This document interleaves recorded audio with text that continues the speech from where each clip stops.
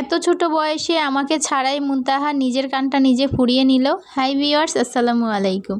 আজকে গিয়েছিলাম ডাক্তার দেখাতে, তো পাশেই ছিল পার্লার। তো পার্লারে গিয়েছিলাম আমি এমনিতেই জিজ্ঞাসা করতে যে ছোট বাচ্চাদের কান ফোড়াতে কত টাকা লাগে আর এখন মুনতাহার কানটা ফোড়ানো যাবে কি না জিজ্ঞাসা করতে গিয়েছিলাম। আমার কোনো প্রিপারেশন ছিল না বা ওর কান ফোড়ানোর মতো কোনো ইচ্ছেও ছিল না। ভেবেছিলাম যে পরবর্তীতে ফোড়াবো।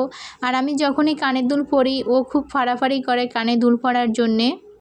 তাই ভাবছিলাম ঈদের পরে বাড়ি থেকে এসে মুনতাহার কানটা ফুরিয়ে নিব।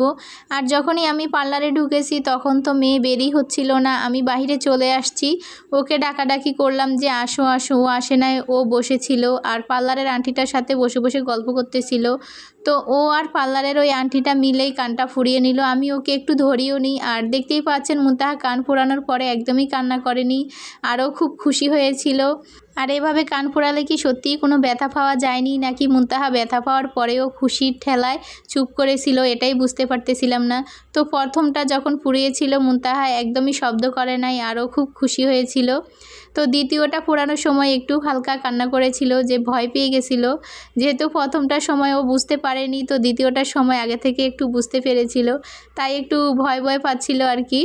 তো আমি তো শুধু হাসছিলাম, আমি ওকে একদমই ধরিনি, ভিডিও করতেছিলাম আর হাসতেছিলাম।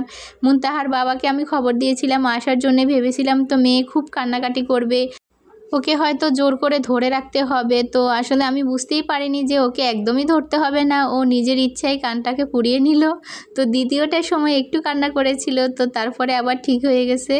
আর উনি তো খুবই খুশি। বাসায় আসার পরে তো বারে বারে আয়না দেখতেছিল আর আমাকে দেখাচ্ছে, দেখো আম্মু আমার কান ফোড়ানো হয়ে গেছে, এখন থেকে আমি কানে দুল পরবো, আমার মতো বড় বড় কানে দুল পরবে, সেটাই আমাকে বারে বারে বলতেছিল। আর আমি তো পুরো অবাক হয়ে গিয়েছি।